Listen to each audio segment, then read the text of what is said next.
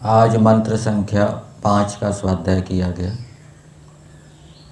मंत्र है तदेजति तन्नैजति तद्दूरे तद्वंतिके तदंतरस्य सर्वस्य तदु सर्वस्य अस्य बाह्यतः। इस मंत्र का देवता है आत्मा। आत्मा के विषय में बताया गया है, आत्मा से यहाँ परमात्मा लेंगे।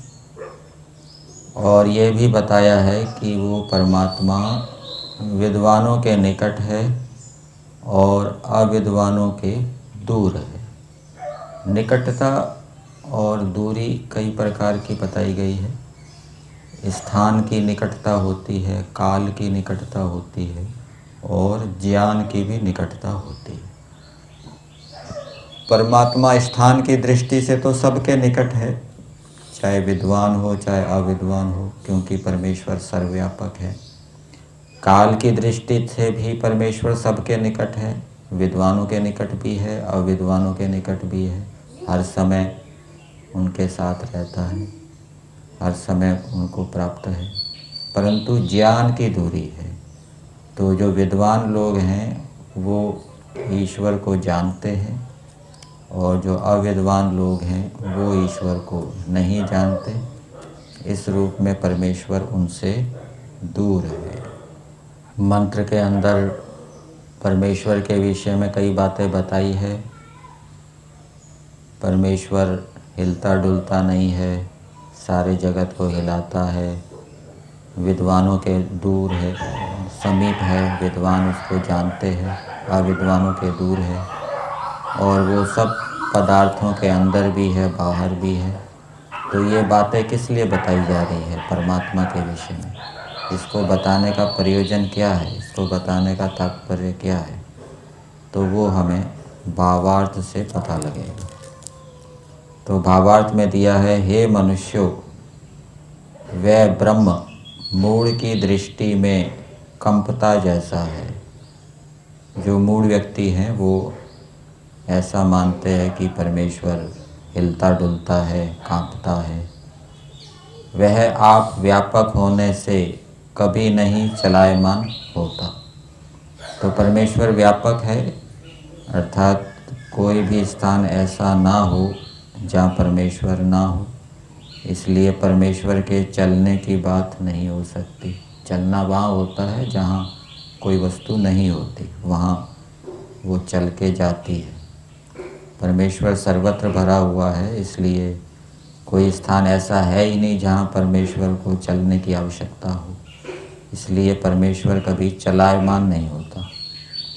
जो जन उसकी आज्ञा से विरुद्ध हैं वे इधर उधर भागते हुए भी उसको नहीं जानते। मतलब कि उनके वो दूर है, ज्ञान की दृष्टि से वो दूर है। भूमिका में क्या लिखा था? अविद्वान। और यहाँ क्या लिखा है? आज्ञा से विरुद्ध। जो परमेश्वर की आज्ञा का पालन नहीं करते, अविद्वान हैं, मूर्ख हैं, वे इधर उधर भागते हुए भी उसको नहीं जानते। और जो ईश्वर की आज्ञा का अनुष्ठान करने वाले हैं, भूमिका में लिखा है विद्वान, विद्वानों के निकट है। भावार्थ में क्या लिखा है?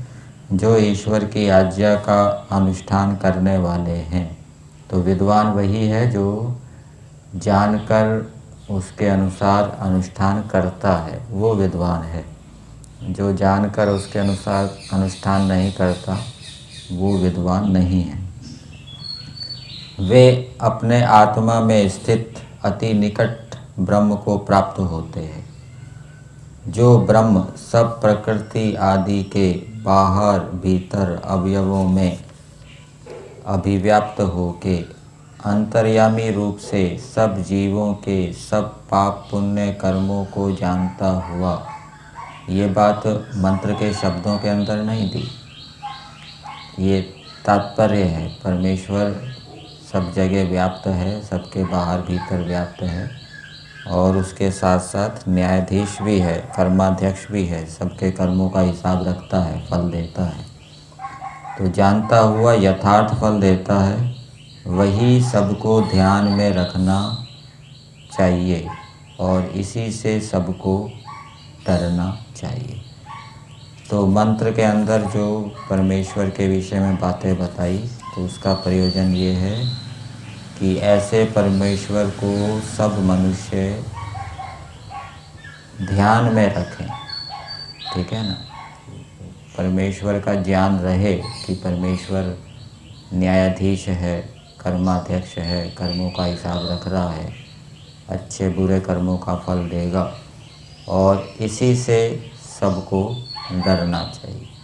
तो परमेश्वर से डरेंगे तो पाप कर्मों से बचेंगे। तो मनुष्य पाप कर्म ना करें, इसलिए ये मंत्र का उपदेश किया है। अब मंत्र के पदार्थ को देखते हैं। हे मनुष्यों, तत् वह ब्रह्म एजति मूर्खों की दृष्टि से चलायमान होता है।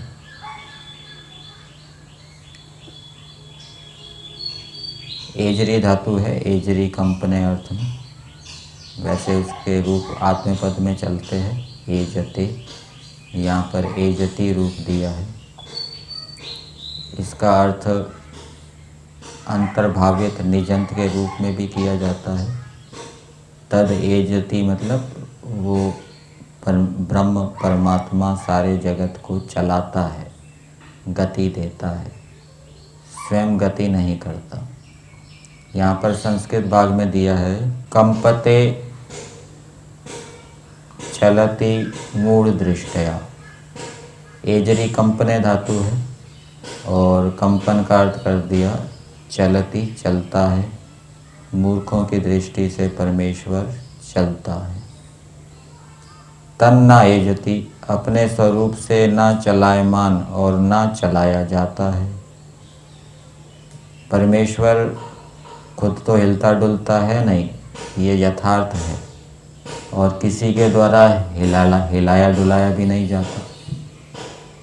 जैसे प्रकृति है, वो स्वयं हिल डुल नहीं सकती जड़ होने से, और किसी के द्वारा वो हिलाई डुलाई जाती है।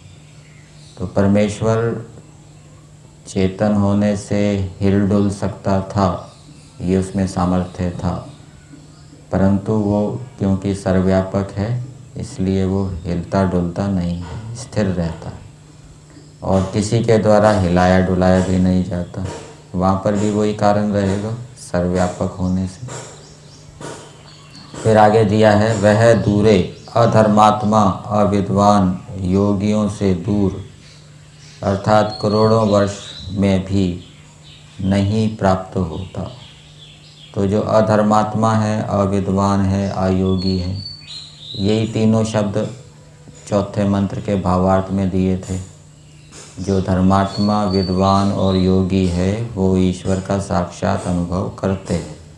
और यहाँ पर क्या लिखा, जो अधर्मात्मा है, अविद्वान है, अयोगी है, अर्थात जो ईश्वर की उपासना नहीं करता, ईश्वर का ध्यान नहीं करता और अपने मन को अधर्म की ओर जाने से रोकता नहीं है, तो उनसे दूर है, अर्थात करोड़ों वर्ष में भी नहीं प्राप्त होता।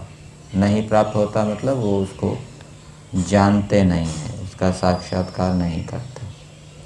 वह ही अंतिके धर्मात्मा विद्वान योगियों के समीप तत् वह अस्य इस सर्वस्य सब जगत व जीवों के अंतः भीतर। तो यहाँ पर सर्वस्य के दोनों अर्थ कर दिए, सब जगत के भी भीतर है। इस जगत के अंदर जितने भी जड़ पदार्थ हैं, सूर्य चंद्रमा आदि, पृथ्वी अग्नि वायु आदि, उन सब के भीतर है, और जितने भी जीव हैं उनके भीतर भी परमेश्वर विद्यमान है। और वह अस्य सर्वस्य इस प्रत्यक्ष और अप्रत्यक्ष जगत के, प्रत्यक्ष जो हमें दिखाई दे रहा है, सूर्य चंद्रमा नक्षत्र आदि, और भी जो मनुष्य पशु पक्षी आदि हमें दिखाई दे रहे हैं, अप्रत्यक्ष जो हमें दिखाई नहीं दे रहे, तो उनके भीतर भी है और उनके बाह्यतः बाहर भी वर्तमान है।